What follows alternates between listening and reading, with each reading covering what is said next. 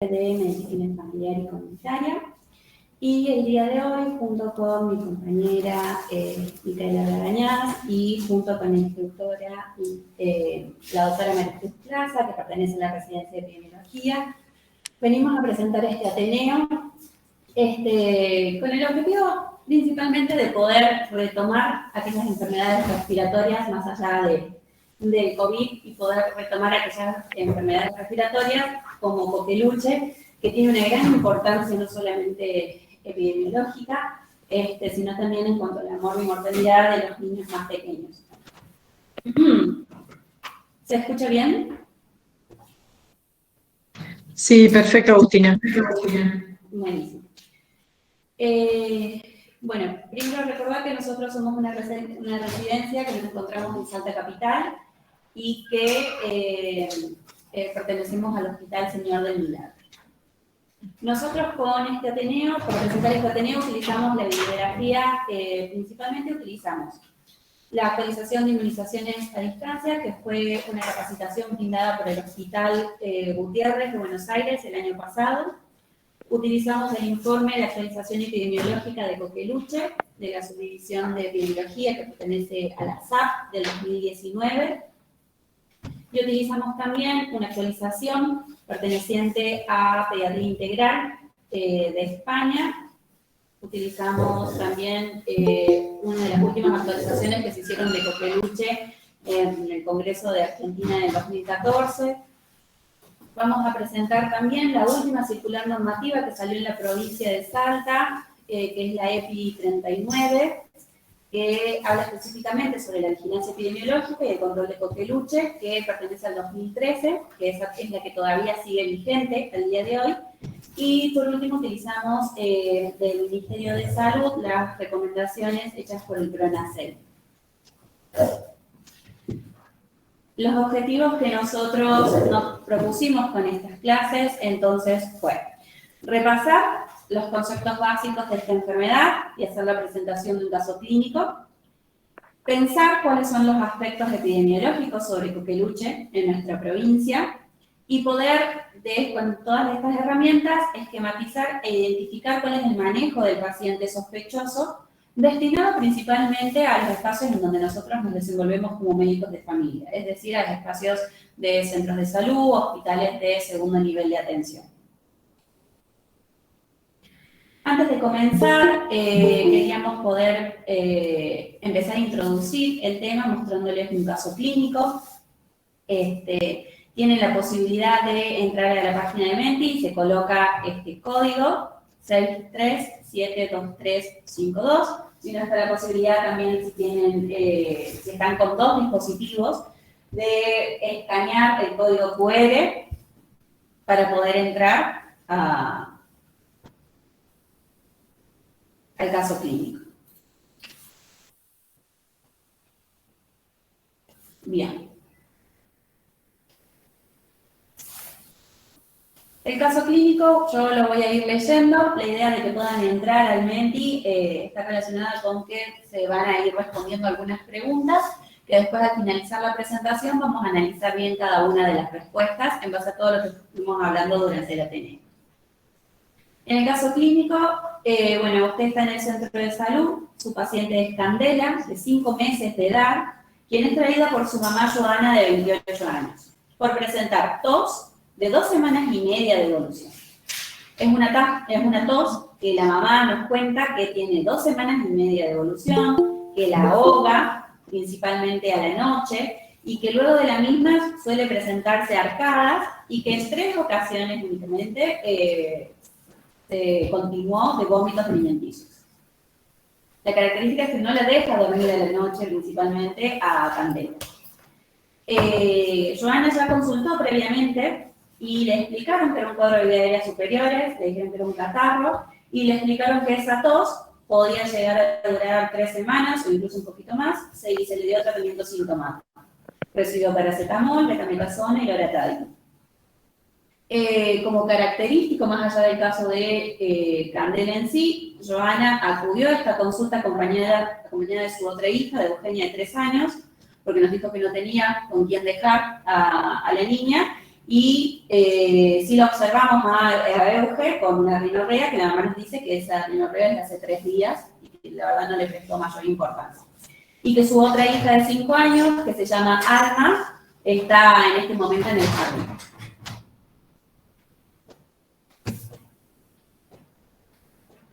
Entonces, les voy a pedir que a través de sus dispositivos puedan ir respondiendo las siguientes preguntas. Candela, en base a los datos que nosotros tenemos hasta ahora, ¿reúne criterios como para pensar coqueluche? Ahí, cuando ustedes entran, cuando colocan el cursor, les da la posibilidad de ordenar las 3 opciones entre lo que ustedes creen lo más probable y lo menos probable. ¿Cuáles son las respuestas? En el contexto epidemiológico actual, lo primero en lo cual yo voy a pensar va a ser COVID o virus respiratorio sincitial, que Candela ya a esta altura debe ser pensada como una sintomática respiratoria, que los datos aportados no son suficientes para poder orientarme para un diagnóstico específico todavía, que necesite indagar un poco más, que coincide con lo que se le dijo en la primera consulta, es decir, que puede corresponder a una tos residual que todavía persiste de ese cuadro de vías aéreas superiores. Y la quinta opción es que sí se tiene que compensar en coqueluche, porque todo paciente con vómitos producidos por la tos debe ser sospechoso de coqueluche.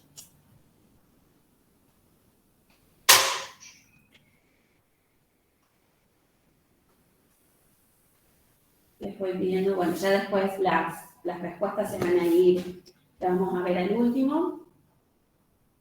En el caso que no contaran con dispositivos para poder entrar a responder, los invitamos a que puedan irlo pensando, por lo menos, si quieren lo pueden ir anotando para que después al final retomemos.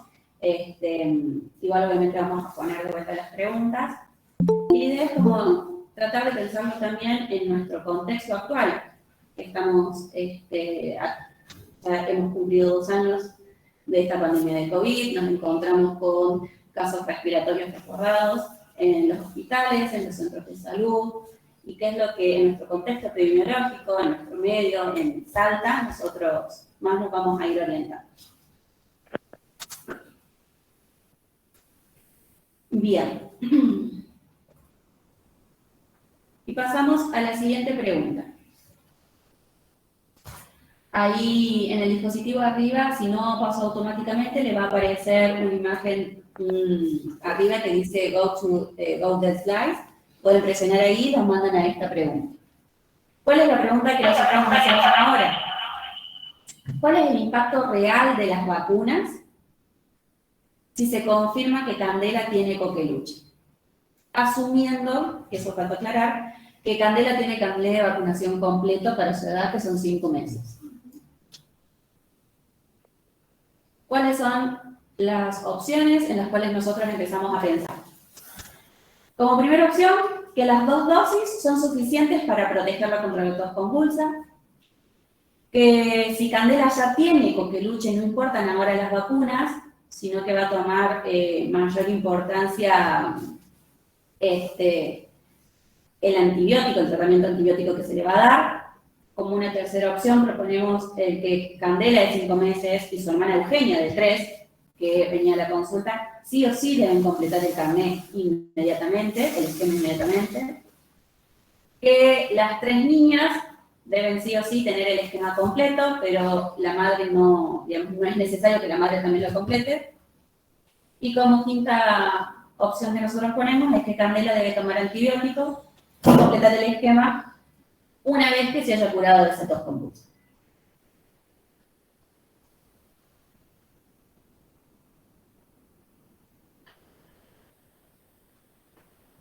Bien. La idea es que nosotros ahora con la presentación que vamos a hacer podamos ir respondiendo a todas estas preguntas, analizando cada una de las situaciones que fuimos planteando, con toda la presentación que haremos a continuación. Bien. Entonces, volvemos a nuestra presentación. Bueno, muy buenos días. Yo soy la doctora Rainera, mucho gusto. Para empezar, vamos a definir a la patología de la que vamos a hablar hoy. Como sabemos, coqueluche es una enfermedad respiratoria aguda producida por Bordetella pertussis. Es altamente transmisible y con una mayor mortalidad, sobre todo en niños pequeños menores de 6 meses. Es endémica, con brotes frecuentes y brotes epidémicos cada 3 a 5 años. ¿Qué quiere decir esto? Que es de vigilancia obligatoria y de notificación inmediata y obligatoria ante la sospecha de caso. Para repasar, sabemos que Bordetella pertussis es un poco bacilo, ¿sí? Y que tiene 4 etapas para producir la enfermedad. Son la fijación, la evasión de la defensa por parte del huésped, el daño local y la enfermedad sistémica en sí. La aparición de esta enfermedad, ¿qué implica? Que debe unirse con el epitelio respiratorio y luego va a producir la existencia de lesiones locales y la absorción sistémica de toxinas. Altera y hace la desaparición de los mecanismos de compensatorios por parte del huésped y produce la enfermedad. Tenemos, para la prevención, ¿qué es importante? Estos 3 pilares. El control de brotes, en el caso de que haya uno, la vigilancia epidemiológica y la alta cobertura de inmunizaciones, que esto es muy importante y sabemos que depende del equipo de salud. Bien, en cuanto a lo que respecta a la parte epidemiológica, nosotros lo que utilizamos principalmente fue, bueno, la bibliografía que nombramos previamente. Tenemos más que todo datos respecto a lo de coqueluche hasta el 2019. En esta primera imagen, lo que vamos a observar es la tasa de notificación de los casos sospechosos de tos convulsa en toda Argentina. ¿Y por qué va del 1980 al 2019? Porque lo que queremos marcar acá también es el impacto de las vacunas en la curva de los casos de la tasa de los casos sospechosos.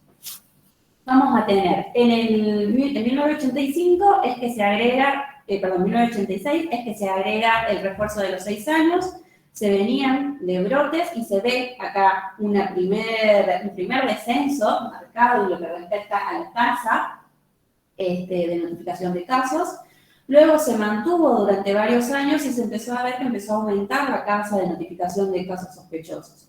Ya en el 2010, pasado el 2010, se incorpora lo que es el refuerzo de la triple bacteriana acelular en los niños de 11 años, que se ve que si bien tuvo un buen efecto, no, digamos, seguíamos teniendo un aumento de la tasa. Y lo que marcó un gran cambio en ese pico que veníamos teniendo en ese periodo fue la incorporación de la vacunación de las embarazadas, de la triple bacteriana acelular en todas las embarazadas, y de ahí, bueno, tuvimos los descensos. Pero sí es importante poder remarcar esto que comentó mi compañera, que recordemos que los brotes se espera que de por sí el brote de coqueluche se dé cada 3 a 5 años aproximadamente en nuestro medio. Otro que nos parece interesante, bueno, en este caso nosotros lo que marcamos es lo del corredor endémico semanal de coqueluche, que esto está contemplado en la semana epidemiológica 24 del 2019, y bueno, se tuvieron en cuenta los históricos de 5 años, del 2014 al 2018. Bueno, acá nosotros lo que vamos a observar es cómo vamos a tener, por un lado, en verde, todo lo que es, digamos, un éxito, en amarillo, todo lo que es seguridad, en naranja ya alerta, y en rosa ya cuando estamos en un contexto de brote. Vamos a tener la cantidad de casos que se han ido presentando, y hemos observado que, por lo menos en este periodo de tiempo, no hemos llegado al brote, pero sí hemos tenido algunos momentos en donde sí hemos tenido que estar alerta y reforzar las medidas.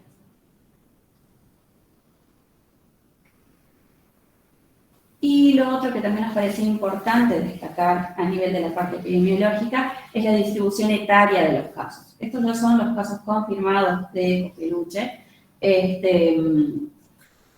digamos a nivel nacional, ¿no? A nivel de todo el país. Y lo que vamos a observar es que la mayor prevalencia de casos confirmados es justamente en menores de 6 meses, ¿sí? y que son justamente la edad en donde también vamos a tener mayor morbilidad y mortalidad de esta bacteria. De ahí la importancia de poder tenerlo presente, porque en menores de 6 meses todavía no tenemos ni siquiera el esquema básico de las 3 dosis completos. Y por eso también es que nosotros lo vemos ya de por sí en los números. Bien. Ahora vamos a ver las definiciones de casos, ¿sí? Para bordetela tenemos casos sospechosos y las definiciones van a depender de la edad del paciente. En menores de 6 meses es todas las infecciones respiratorias agudas, más apnea, presencia de cianosis, estridor inspiratorio, vómitos luego de toser o tos paroxística, ¿sí? En mayores de 6 meses y hasta los 11 años lo definimos como caso sospechoso al paciente que presente tos de más de 14 o más días acompañados de tos paroxística, estridor inspiratorio o vómitos luego de la tos, y sin otra causa aparente. Y en mayores de 11 años se denomina como caso sospechoso al que presenta tos persistente de 14 o más días sin otra sintomatología acompañante. Sabemos que en los casos sospechosos tenemos periodos, ¿sí? El periodo de incubación, que lleva aproximadamente 10 días, y luego inician las fases. Fase catarral, que es aproximadamente dentro de los 10 días, la fase paroxístico de 1 a 6 semanas, y la fase de convalescencia de 2 a 3 semanas. Sabemos que el contagio se produce dentro de las 4 semanas de iniciada la fase catarral. Y ahora sí, dentro de la evolución de la enfermedad de la tos ferina, vamos a hablar de las fases. De la fase catarral, sabemos que es aquella que puede durar entre 1 y 2 semanas, y los síntomas son secreción nasal o moqueo, fiebre baja, tos leve ocasional y es altamente contagiosa. ¿Qué más saber de esta fase? Que es aquella que presenta síntomas leves, ¿sí? Siendo un cuadro indistinguible de un resfrío común. Suele durar aproximadamente 2 semanas, como ya lo referí, y a menos de que se trate de un contagio de una fuente conocida, debemos sospechar de otras patologías respiratorias y coqueluche, y sabemos que esta tos se va a transformar paulatinamente en paroxística. Por eso aquí tenemos la segunda fase, que es la fase paroxística, dura entre 1 a 6 semanas y puede extenderse hasta 10 semanas. Dentro de la sintomatología que presenta son numerosos accesos de tos, que es rápida, seguida de un silbido al respirar, vómitos y agotamiento después de los accesos de la tos. Son los llamados paroxísticos. También en estas fases puede presentar congestión o cianosis facial, vómitos o sensación de ahogo, y también alteración a nivel inspiratorio tras los golpes o accesos de tos. Es característico que se produzcan aproximadamente 5 o más golpes de tos, accesos de tos, en la misma expiración, seguido de lo que vendría a ser el denominado gallo inspiratorio. Luego tenemos estos síntomas, ¿sí? Tienen una presencia más o menos variable y va a facilitar el diagnóstico cuando están presentes y dificulta al estar ausente. En los recién nacidos y lactantes más pequeños pueden presentar episodios de apnea con síntomas más relevantes. El ahogo es característicamente de noche y puede suceder diversos accesos característicos separados por intervalos en los que los pacientes no presentan tos. Y por último, la fase de convalescencia. Es la tercera fase, dura entre 2 a 3 semanas aproximadamente. Muchas personas son susceptibles a otras infecciones dentro de esta fase y la recuperación es gradual, se alivia la tos, pero puede regresar con accesos, o sea, de manera esporádica. Gracias.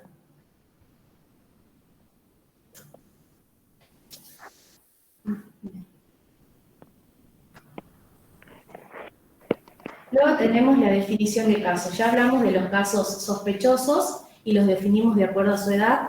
Ahora vamos a dar las definiciones de los casos confirmados. Son aquellos pacientes que presentan infección respiratoria aguda con presencia de tos de cualquier duración y con un cultivo positivo. Eso es muy importante. y también pacientes con clínica compatible, resultado positivo en el laboratorio mediante ensayo de PCR o PCR específica para coqueluche o ensayos serológicos específicos para coqueluche. Y otra definición de caso confirmado es el paciente que presenta clínica compatible con coqueluche y tiene un nexo que es positivo, que está confirmado mediante serología o mediante PCR específica para coqueluche, que ha sido el medio de contagio. Vamos a hablar de los métodos que son para el diagnóstico. Son la toma de la muestra en todos los casos sospechosos, que ya hemos dado la definición, excepto aquel que haya tenido contagio estrecho con un paciente ya positivo para coqueluche. Es muy importante que es un paciente que está sintomático y el diagnóstico es característico a través de PCR, cultivo o serología. Y también un laboratorio en donde podemos observar un hemograma con leucocitosis mayor a 20.000 o 30.000 por milímetros cúbicos y linfocitosis del 60% al 80%. Una radiografía de tórax en la que podemos evidenciar imágenes iliofungiales bilaterales o otras que ocupan los senos costodiafragmáticos. Es el triángulo de Gotche. E imágenes reticulares y atelectasia también puede observarse. Por último, dentro de las definiciones de caso, es muy importante también repasar que tenemos el caso sospechoso, casos confirmados y también casos probables y casos descartados. ¿Cuáles son aquellas definiciones de casos probables? Es un paciente que tiene síntoma compatible, pero sin confirmación mediante laboratorio. Como ya dijimos, los específicos son cultivo, PCR o serología. No están estudiados o no tuvieron resultados no conclusivos. No tienen nexo epidemiológico tampoco con un paciente ya confirmado o con un caso confirmado por laboratorio. Y también son pacientes con clínica incompleta, no llega a cumplir todos los requerimientos de la clínica o datos insuficientes y con un resultado PCR positivo o por cero conversión. Y los casos descartados son aquellos que tienen clínica incompleta o hay datos insuficientes en el mismo y tienen un resultado de laboratorio negativo. Y también, algo muy importante, no presentan nexo epidemiológico con un caso confirmado a través de laboratorio. Muy importante también volver a repasar del síndrome coqueluchoide, ¿sí? Una cosa es hablar de coqueluche confirmada y otra cosa son el síndrome coqueluchoide. ¿Qué es el síndrome coqueluchoide? Aquellos pacientes que presentan una enfermedad clínicamente similar a la coqueluche, pero está producida por otros agentes que no son Bordetella pertussis. ¿Cuáles pueden ser? Bordetella borchiséptica, Mycoplasma pneumoniae, Clamidia trachomatis, Clamidia pneumoniae, virus respiratorio sincicial o adenovirus. ¿Cuál es la sintomatología que presentan estos pacientes? Son una tos paroxística o quintosa, seguida por un estridor inspiratorio y exacerbaciones o vómitos que pueden o no estar presentes. Bien. Una vez hablado de toda la parte de definición de caso y hablando también un poco de la Bordetella en sí, ahora vamos un poco más a lo que nos interesa, que es nosotros, en el consultorio, en el hospital, cómo vamos a proceder cuando nosotros tengamos una sospecha de coqueluche. Lo que vamos a hacer, básicamente, son 5 pasos que son fundamentales y que no nos tenemos que olvidar de ninguno. Por un lado, es importantísimo el aislamiento del paciente, ¿sí? Hacer la toma de muestra, que ya vamos a explicar bien en qué lugares se puede realizar. Hay que hacer la búsqueda activa de todos los contactos, el tratamiento y la quimioprofilaxis, dependiendo si es un contacto o si es un caso sospechoso o caso confirmado, y la notificación de anticipo y realizar la ficha epidemiológica. Bueno, el aislamiento del paciente. El aislamiento va a estar determinado la cantidad de días por el tratamiento.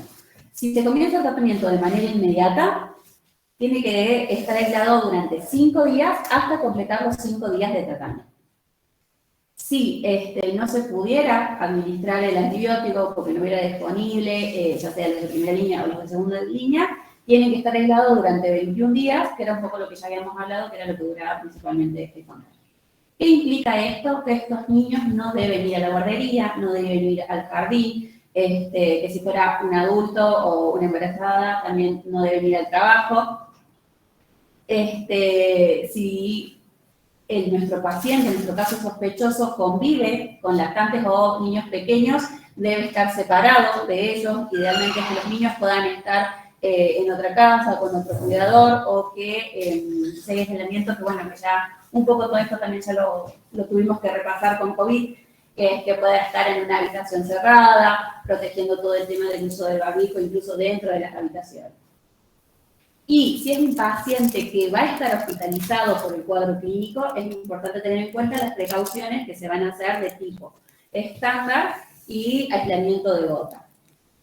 ¿Y qué es lo que repasemos en qué consiste esto? Que va a ser una habitación individual para ese paciente, o para el grupo de pacientes que tengan esta patología, que estén ubicados a más de 1 metro de distancia las camas entre uno y otro. Lo otro a tener en cuenta es que tienen que estar sí o sí con el barbijo quirúrgico. Cuando nosotros entremos a revisar a estos pacientes, también tenemos que estar a 1 metro de distancia con el barbijo quirúrgico.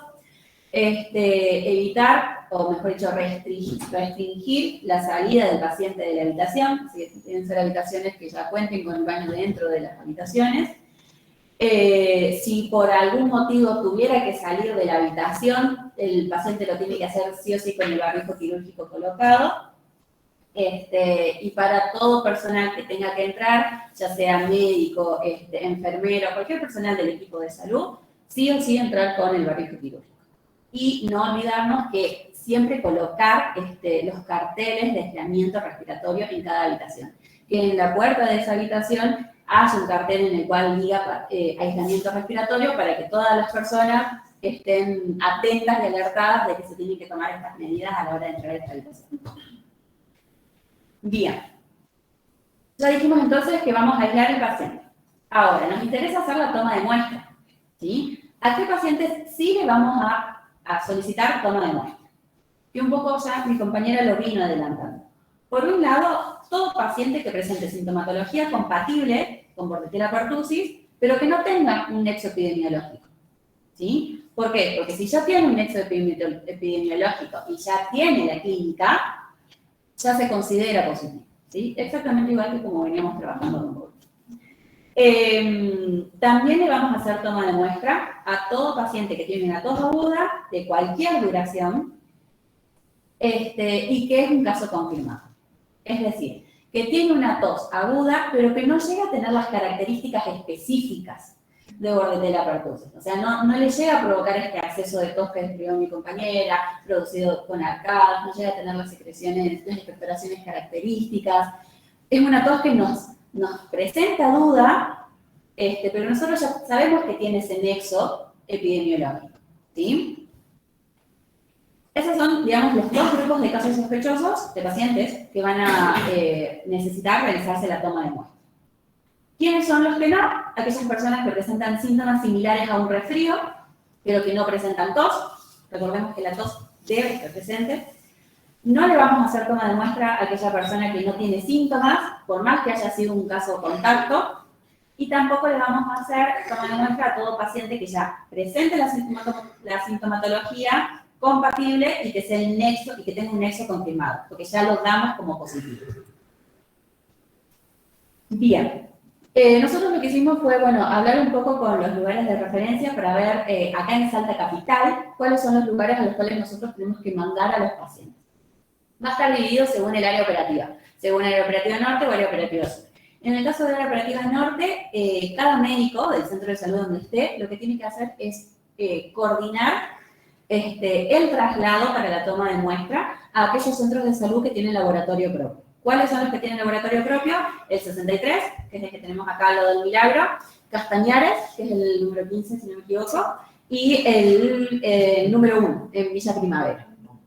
¿Qué es lo que vamos a tener en cuenta? Que el único que va a recibir a niños menores de 7 años es acá el 63, ¿sí? ¿Y por qué es necesario coordinar la derivación para la toma de muestra? Porque estamos hablando de que es una enfermedad que es altamente contagiosa, ¿sí? Y que con un único caso ya nosotros tenemos que empezar a activar todo lo que es la vigilancia epidemiológica y controlar el brote.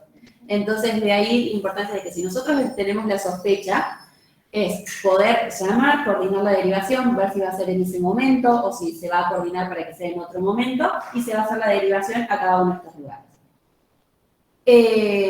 La toma de muestras se va a hacer en esos centros de salud y luego esos centros de salud a la muestra la van a derivar al laboratorio correspondiente para que la procese, ¿sí? Y el 63 va a ser el centro de salud donde se tome la muestra va a ser el encargado después de comunicarse con el centro de salud donde estemos nosotros para notificarnos cuál va a ser la respuesta, el resultado de esa muestra. Actualmente el materno infantil lo que está haciendo, ellos están haciendo toma de muestra, pero únicamente de los pacientes que les llegan a ellos con criterio de internación, ¿sí? Así que si nosotros vemos un paciente en nuestro centro de salud, no lo tenemos que mandar al materno para la toma de muestra porque ellos no lo van a hacer por guardia, y el laboratorio tampoco, digamos, no lo va a hacer, digamos, de esta manera, y porque en realidad lo que vamos a estar haciendo es exponiendo a más personas y a más niños justamente a esta enfermedad. Eso en lo que es área operativa del norte. En el área operativa sur, que acá es sur, no norte, cada médico lo que va a hacer es coordinar con el vigilante epidemiológico de este sector, ¿sí? Que es el doctor Facundo Ruiz, ¿sí? Y él lo que va a hacer con él se va a organizar la coordinación también para el traslado y para la toma de muestra, y la toma de muestra se va a hacer en el Papa Francisco. Bien. Entonces, aislamos el paciente, ya identificamos a dónde tenemos que mandarlo después, o a dónde tenemos que coordinar para mandarlo para hacer la toma de muestra. Lo otro importantísimo también es hacer una búsqueda activa de todos los contactos, ¿sí? ¿A quiénes vamos a considerar contactos? A todo paciente que tenga un contacto directo, es decir, cara a cara, en un periodo no definido de tiempo, pero que con el caso haya estado sintomático. Por otro lado, aquellos que comparten un espacio reducido de por lo menos una hora con el caso sintomático, es decir, la misma habitación. De ahí la importancia de no mandarlo al colegio, no mandarlo al jardín, no mandarlo a la escuela. Y también vamos a considerar como caso sospechoso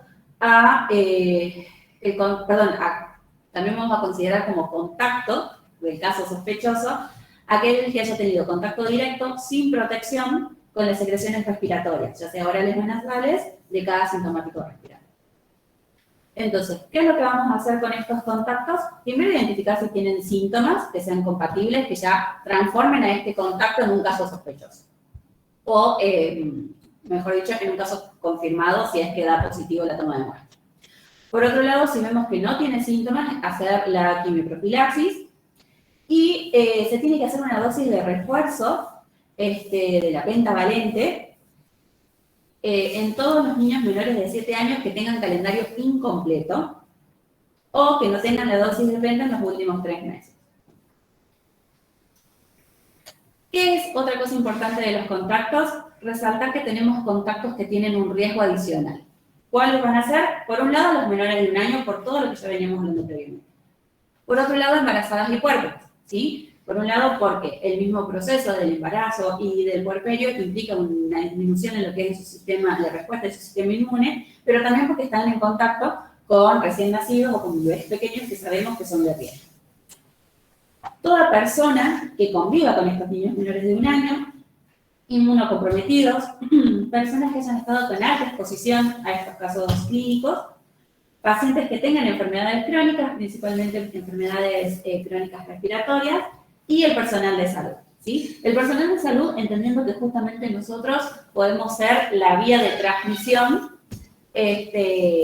mejor dicho, de continuar la propagación del contagio de esta bacteria. Bien, vamos al cuarto ítem. Entonces, aislamos al paciente, hicimos la toma de muestra, o identificamos a dónde tenemos que mandarlo para la toma de muestra, y buscamos a los contactos. De ahí lo que vamos a hacer es iniciar el tratamiento y o la quimioprofilaxis, ¿sí? Todo caso confirmado o caso sospechoso se tiene que hacer tratamiento. Y todos los contactos tienen que hacer la quimioprofilaxis, ¿sí? Ambos, tanto el tratamiento como la quimioprofilaxis, es con tratamiento antibiótico. Bien, esta es la posología del antibiótico, tanto para el tratamiento como para la quimioprofilaxis, ¿sí? Nosotros lo que vamos a utilizar principalmente, o lo que recomienda la guía como primera línea, va a ser la acitromicina, ¿sí? Es importante tener en cuenta que tenemos dosis máximas y que va a variar según la edad, ¿sí? La acitromicina, cuando tiene menos de 6 meses, se dan 10 miligramos kilo día, una vez al día por 5 días. Por eso es que decíamos que hay que aislarlo durante 5 días a los casos sospechosos. Si ya tiene más de 6 meses, lo que se hace es disminuir gradualmente la dosis. El primer día se va a dar 10 miligramos kilo, igual que recién, pero del segundo al quinto día se va a dar la mitad, 5 miligramos kilo día. ¿Sí? Se sigue manteniendo que sea una única vez al día por 5 días. Ya en adultos y adolescentes se va a dar vía oral, los comprimidos, 500 miligramos el primer día y también se va a hacer la disminución gradual, ¿sí? De 200 miligramos del segundo al quinto día. Se elige acitromicina aparte de la eficacia que va a tener sobre esta bacteria, sino también por la facilidad y la practicidad a la hora de la toma para las personas, que va a ser una única vez al día. La otra opción que también se propone son la ezitromicina y la claritromicina, pero no en menores de 1 mes. Y bueno, acá dejamos también lo que son los tratamientos. En el caso que se eligiera la eritromicina y la claritromicina como tratamiento, sí es importante tener en cuenta que cambia la cantidad de días de tratamiento, entonces nos va a cambiar la cantidad de días que nosotros vamos a aislar a ese paciente, ¿sí? Si nosotros le vamos a dar tratamiento con eritromicina, tiene que estar aislado los 14 días de tratamiento, es decir, hasta completar el tratamiento antibiótico. Ahora, si le vamos a dar claritro, va a ser por 7 días. Estos 3 primeros antibióticos son los que aparecen en las recomendaciones nacionales, ¿sí? En todas las recomendaciones nacionales de la bibliografía que nosotros comentamos al principio. No obstante, también nos encontramos que las guías españolas, que guías internacionales, proponían también el cotrimoxazol como una opción terapéutica, antibiótica, para niños ya mayores de 6 meses. Perdón, mayores de 2 años. En donde lo que hay que tener en cuenta también es que va a ser un tratamiento por 14 días. Entonces, en ese caso, también el aislamiento de esos pacientes, si se elige este antibiótico, tiene que durar 14 días.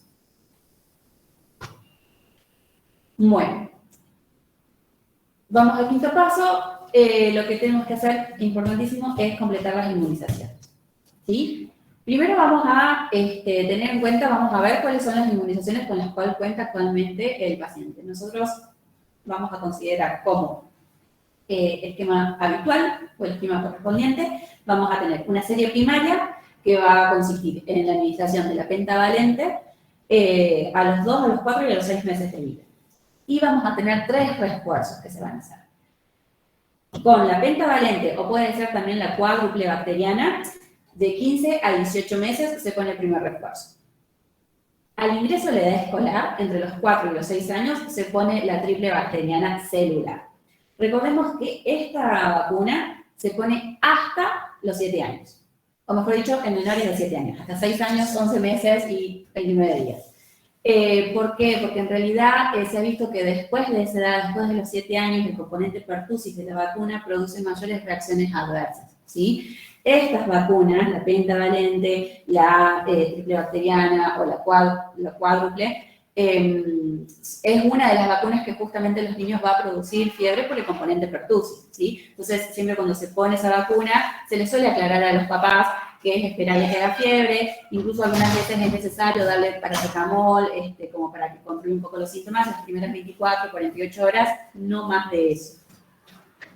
En los mayores de 7 años se ha visto que este componente pertussis produce mayores reacciones adversas, entonces de ahí es que se ha implementado como el último refuerzo la DPTA acelular, ¿sí? Que la característica que tiene también es que también, como el componente pertussis que se utiliza a partir de los 7 años, tiene como un poco menor de potencia, producen menos reacciones adversas.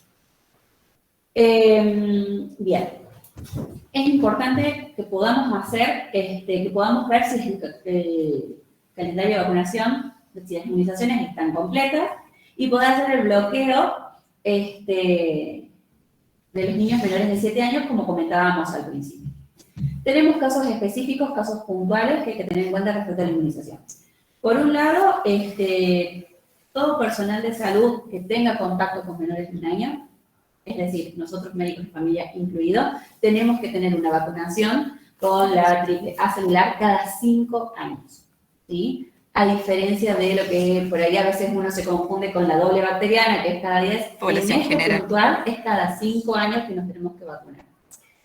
Todos aquellos personas, digamos, de la población en general, que tengan contacto con recién nacidos, que pesen menos de 1,5 kg, también tienen que recibir la vacuna, al igual que la antigripal, y tener en cuenta que hay que vacunar a todas las embarazadas, independientemente del periodo intergenésico previo que hemos tenido. Es decir, que si nuestra paciente estuvo embarazada el año pasado y ya se puso la DPTA el año pasado, este año, si se embaraza de vuelta, luego de la semana 20, tiene que volver a vacunarse con la DPTA.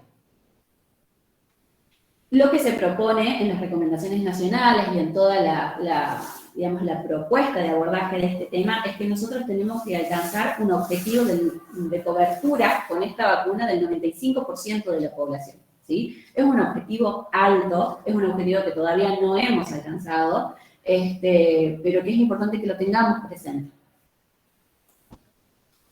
Y para ir cerrando toda la parte del abordaje, recordar que tenemos que hacer el llenado de la ficha de notificación, ¿sí? Lo que propone la EPI 39, que es la última circular respecto a lo que es la coqueluche, es que primero se debería hacer una ficha de anticipo de caso, que es avisar de que, bueno, se está sospechando de este caso, y se tiene que notificar con el vigilante epidemiológico de la zona, que era lo que hablábamos previamente. La ficha epidemiológica, esta le traje algunas impresas para que las puedan ir viendo, es esta que nosotros tenemos acá en la presentación. Nos va a pedir los datos del notificador, es decir, nuestros datos, los datos del paciente y casos clínicos, ¿sí? Acá recordar siempre la importancia de poner cuál es la fecha de consulta, por un lado, pero también poder especificar bien cuál es la fecha de inicio de los síntomas, ¿sí? Que nosotros sabemos que la mayoría de las veces, casi la totalidad de las veces, no coincide con la fecha de consulta actual.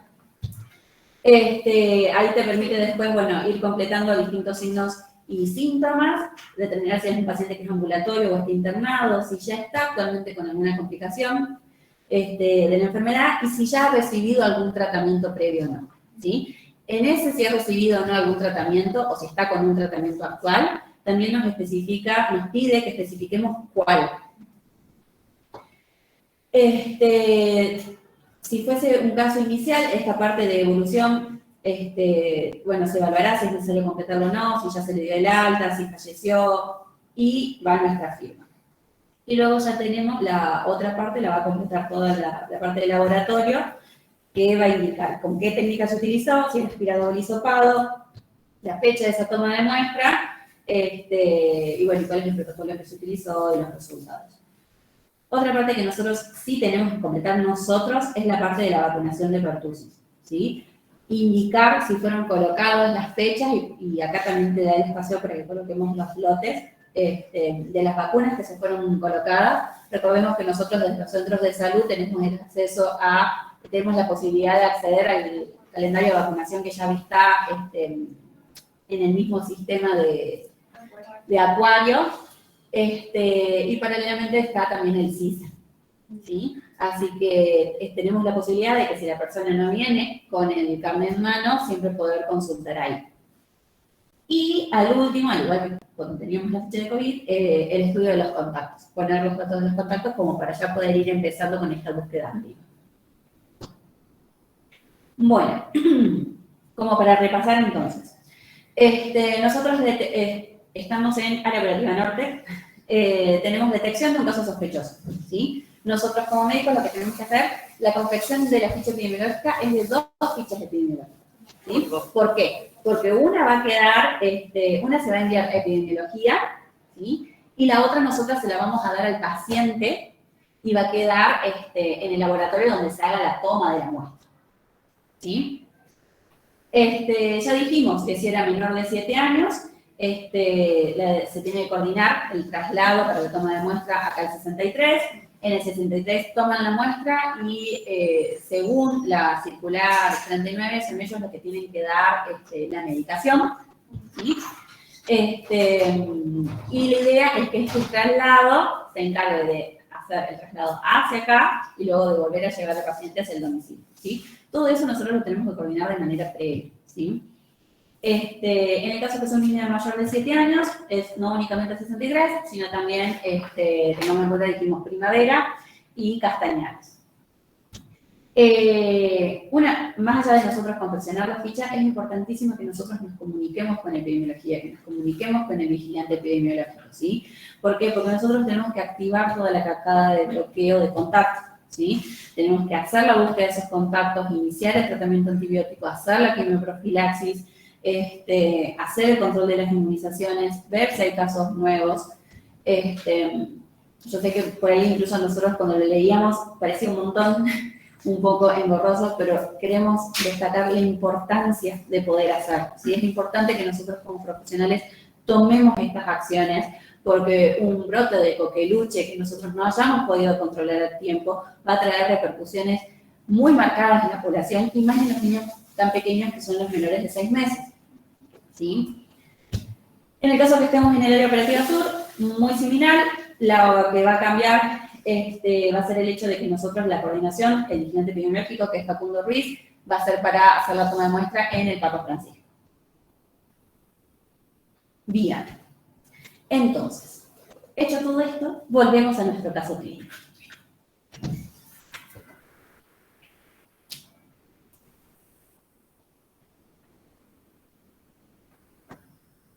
Vamos una vez más a ubicarnos en situación, también para todas esas personas que entraron un poco más tarde, retomamos nuestro caso clínico. Lo que habíamos planteado es, usted está en su centro de salud, su paciente es Candela, de 5 meses de edad, quien es traída por su mamá Joana, de 28 años, por presentar tos de 2 semanas y media de evolución. Es una tos que la ahoga, principalmente en la noche, que presenta arcadas luego de la misma, y que en 3 ocasiones tuvo vómitos alimenticios luego de esa tos. No la deja dormir por la noche. Ya consultó previamente, le dijeron que era un cuadro de aéreas superiores, y le explicaron que la tos podía llegar a durar hasta 3 semanas.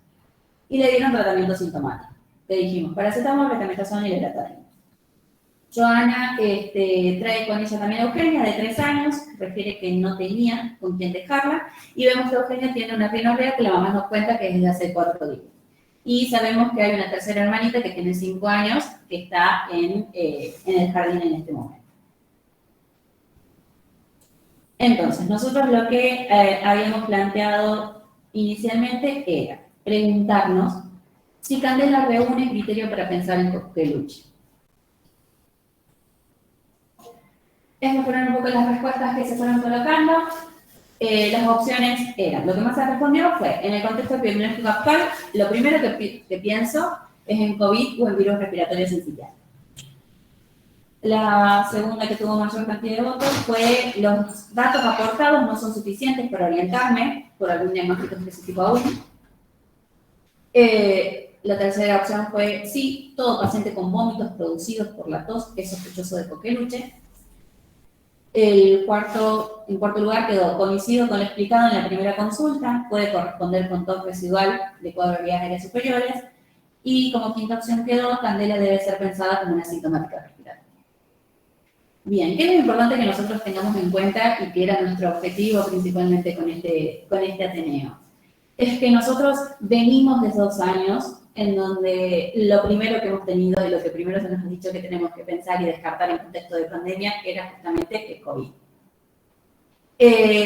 Si bien es esta enfermedad, coqueluche, es una enfermedad que nosotros no hemos tenido brote en los últimos años, es importante pensarla.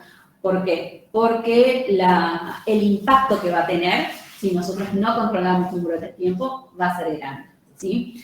En este contexto epidemiológico actual, ¿podríamos pensar en COVID? Sí. El tema es que también tenemos que pensar que es una niña que ya viene con 2 semanas y media de evolución de la tos, ¿sí? Obviamente que uno va a pensar, y acá también está, poníamos esta segunda opción, que era de que faltaban datos, porque justamente hay que indagar un poco más. porque acá no nos habla mucho más de lo que era el nexo epidemiológico. Si nosotros ya tenemos un familiar que también, un adulto que está con tos, que ya se le ha hecho una PCR para COVID, o si tiene algún hermanito que esté internado por un virus respiratorio sincitial o algo por el estilo, obviamente que eso siempre nos va a ayudar y nos va a identificar un poco más. Con el tema de los vómitos seguidos de la tos, puede ser coqueluche, nosotros tenemos que pensar en coqueluche, pero también sabemos que tenemos lo que comentaba mi compañera, que es el síndrome coqueluchoide, ¿sí? Que puede ser otra bacteria. Por la gravedad de la enfermedad tos convulsa, sí nosotros lo tenemos que pensar. ¿Sí? Tenemos que descartar, semiografiar bien, identificar un nexo epidemiológico y estar atentos. Es real también que lo sabemos que los cuadros de vías aéreas superiores, la tos puede perdurar, ¿sí? Pero tenemos que ver cuáles son las características de la tos. Si lo que sigue perdurando es una tos que sigue ahogando a la niña, que le sigue provocando vómitos, que sigue sin dejarla dormir y no hay una mejoría en cuanto a la calidad de esa tos, ahí sí nos tiene que llamar un poco más la atención. Y bueno, y en nuestro medio, el pensar en un sintomático respiratorio, recordemos que era a partir de una tos de 3 semanas o más, es algo que nosotros tiene que estar también presente, teniendo en cuenta la epidemiología de Salta, que es en donde nos encontramos nosotros.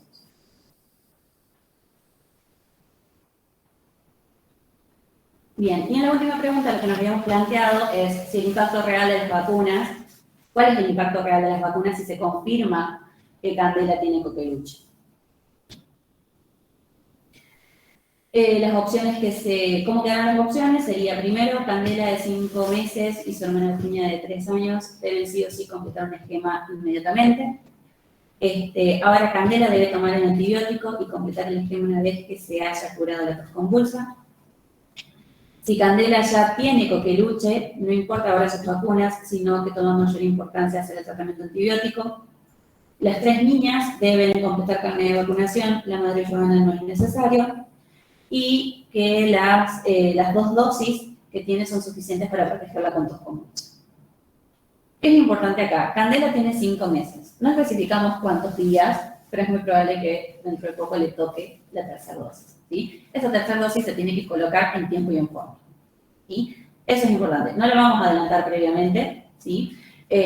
Ahora sí es importante que haga el tratamiento antibiótico, lo tiene que empezar lo antes posible. Lo mismo que sus hermanas. Sus hermanas pasarían a hacer contacto y su hermana de 3 años tiene una rinorrea, no tiene criterio para ser hisopada porque esa rinorrea puede ser coqueluche, podría ser esta fase catarral que comentaba mi compañera, pero también podría ser cualquiera de todos los otros virus que sabemos que están dando vueltas en este momento. Sabemos que ahora los chicos se han vuelto a escolarizar, entonces están de vuelta en contacto entre todos los compañeritos, hay una circulación de virus respiratorios, entonces no tendría criterio la hermanita todavía para que se le haga la toma de muestra. Si ya empezara con una tos característica, con esos accesos de tos que, bueno, fuimos describiendo previamente, ya la consideramos directamente positiva, directamente como que sí tiene coqueluche. Sí es importante acá que las 3 nenas sí tienen que tener el carnet completo en base al esquema que está propuesto a nivel nacional, ¿sí? Y que acá la mamá también tiene que recibir la vacunación. ¿Por qué? Porque es una persona adulta que está en contacto con niños que tienen menos de 1 año. Entonces ya dijimos que ese era un criterio, que ese era un contacto de riesgo significativo, entonces es importante que nosotros tengamos en cuenta. Estas 2 dosis que tiene Candela actualmente no son suficientes para protegerla de tos convulsa. ¿Sí? Sabemos que tiene que tener mínimo las primeras 3 dosis y tiene que tener el refuerzo. Y lo que se ha visto principalmente es que hay mucha deserción de la colocación de ese primer refuerzo, que tenemos una alta prevalencia por ahí de colocación, una cobertura de las primeras 3 dosis, es decir, a los 2, a los 4, a los 6 meses, pero que ya cuando se tiene que hacer el refuerzo entre los 15 y los 18, ahí disminuye la cobertura. Entonces es importante que nosotros podamos insistir en las vacunas.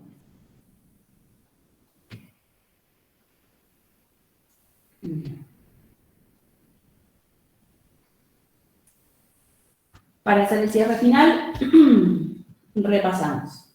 Ante caso sospechoso, aislamiento del paciente, toma de muestra, búsqueda activa de contactos, tratamiento y quimioprofilaxis, hacer la notificación de anticipo y llenar la ficha epidemiológica por 2. Recordar que es importante mantener la alerta y sensibilizar la sospecha diagnóstica y la notificación. Realizar acciones para aumentar la cobertura de vacunación, particularmente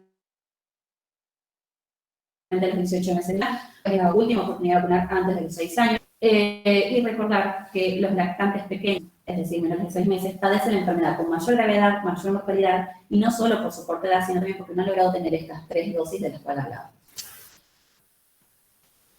Bueno, les agradecemos la atención y la participación en este Ateneo, y queríamos dejar el espacio a nuestra invitada, que es la doctora Maricruz Plaza, que es la instructora de la residencia de epidemiología, para que nos pueda aportar un poco más sobre los datos actuales de Coqueluche, cómo se está haciendo la vigilancia epidemiológica.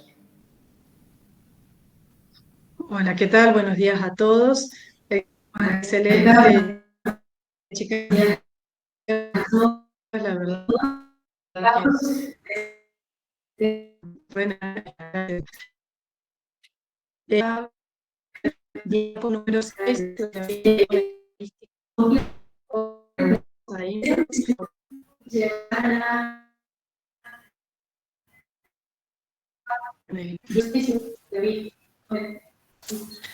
Bien, actualmente sigue habiendo casos de COVID en la provincia. ¿Podrían apagarme el micrófono, por favor? Ahí está, gracias, chicas. La anterior, por favor. La anterior, por favor. La anterior.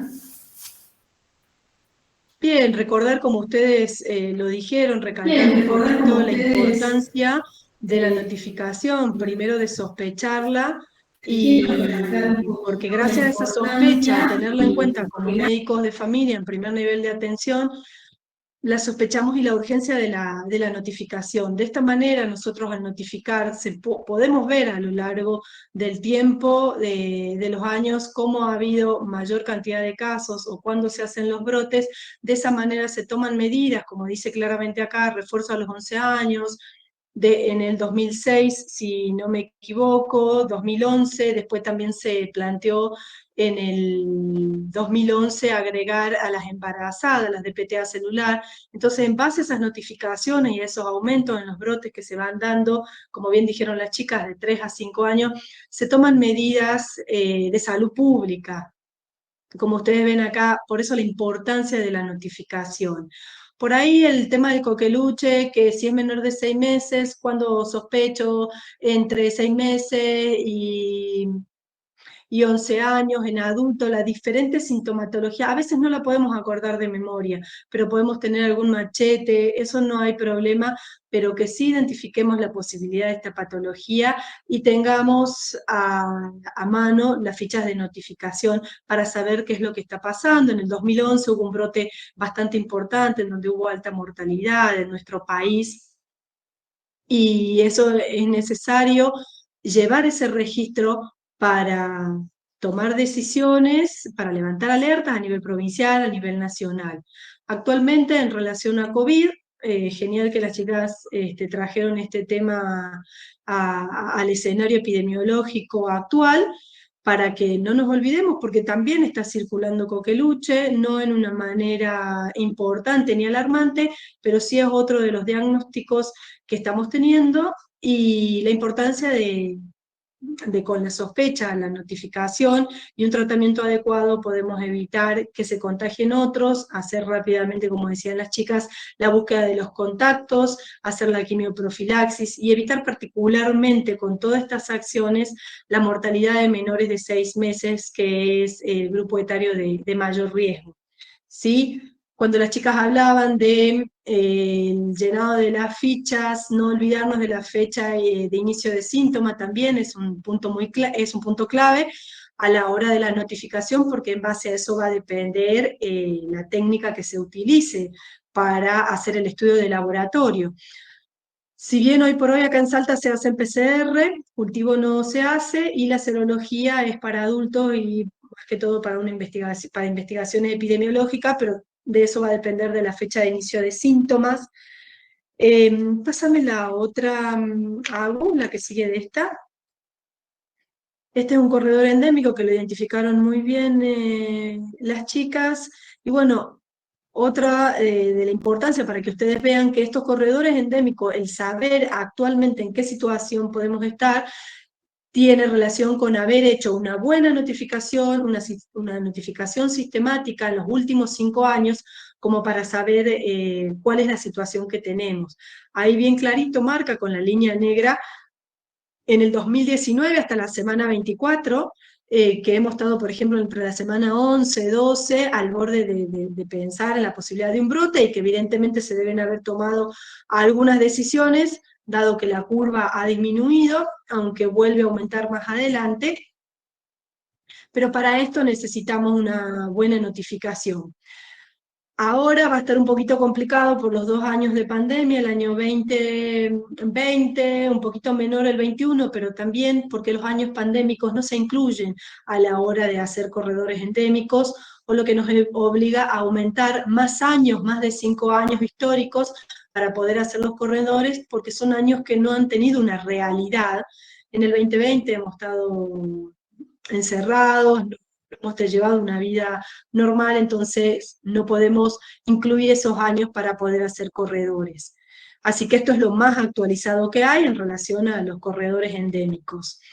Y bueno, nada más recordar eso, la importancia de recordar que es una ENO, una patología de notificación obligatoria, que la debemos hacer todos los médicos, que debemos tener el acceso a las fichas, que recuerden que pueden acceder a la página de la sala de situación. Ustedes en Google ponen sala de situación Salta y los va a llevar a la página en donde está la normativa, la EPI 39, que bien mencionaron las residentes. Ahí tienen todo el proceder de cómo hacer los hisopados, el aspirado, cómo el traslado de la muestra es sumamente importante para los que puedan escuchar este Ateneo desde el interior, la importancia de cómo hacer el traslado, en qué tubos poner la muestra y cómo debe ser una buena toma de muestra. También recordar que existen casos en donde la clínica es muy característica y puede dar negativa a la PCR, pero eso está clasificado, como bien lo dijeron, como probable y queda como no conclusivo, pero no obstante las medidas, recuerden que se toman en Coqueluche ante la sospecha. La medicación para el paciente y la quimioprofilaxis para los contactos estrechos es ante la sospecha, para evitar que pueda esta bacteria, este contagio, esta infección, complicar la salud de menores de 6 meses, de pacientes, de embarazadas, de puérperas, de inmunocomprometidos. ¿Sí? Así que bueno, creo que nada más. No sé si alguien tiene una duda, algo más que quiera preguntar. Muchas gracias por la participación y nuevamente excelente, chicas.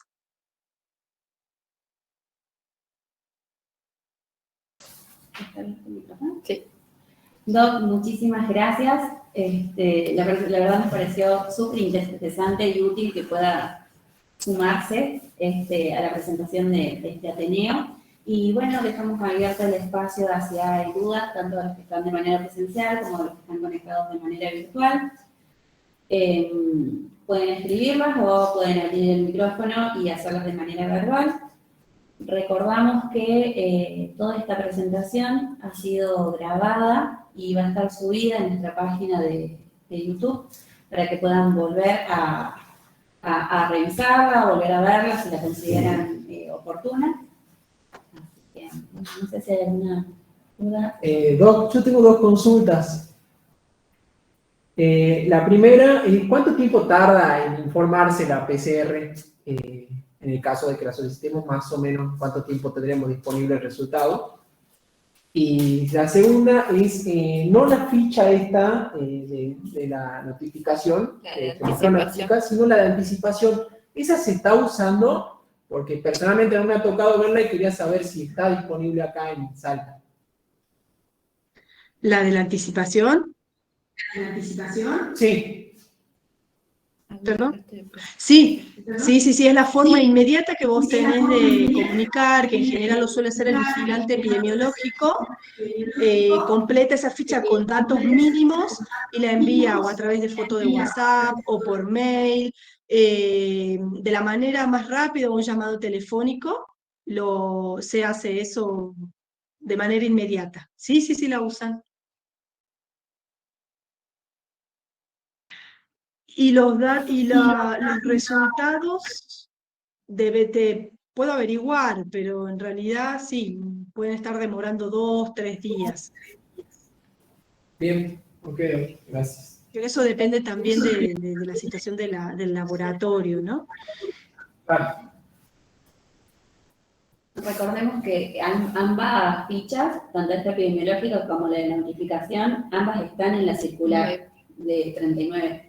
En la circular 39, al final, en la parte de anexos, el primer anexo es la ficha de anticipo y el segundo es la ficha epidemiológica. Que como decía la doc, recordamos una vez más, entrando a la sala de situación, en la parte de Salta, en la parte de ENO, ahí están directamente todas las EPI que están disponibles, entre ellas está la de Coqueluche y esta que es la 39.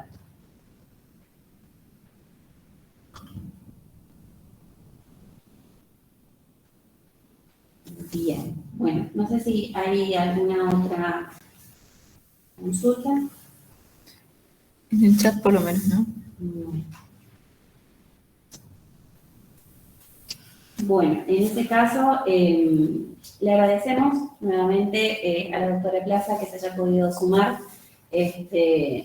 Dejamos disponible también nuestras redes sociales, las ponemos nuevamente, para que puedan volver a consultar este video si consideran oportuno. Cualquier comentario, sugerencia o duda sobre este tema o propuestas de otros temas o interés en querer sumarse a participar a los Ateneos, dejamos nuestras redes sociales para que puedan comunicarse. Y bueno, les agradecemos a todos la presencia y la participación. Buenísimo, muchas gracias a ustedes, chicas, también.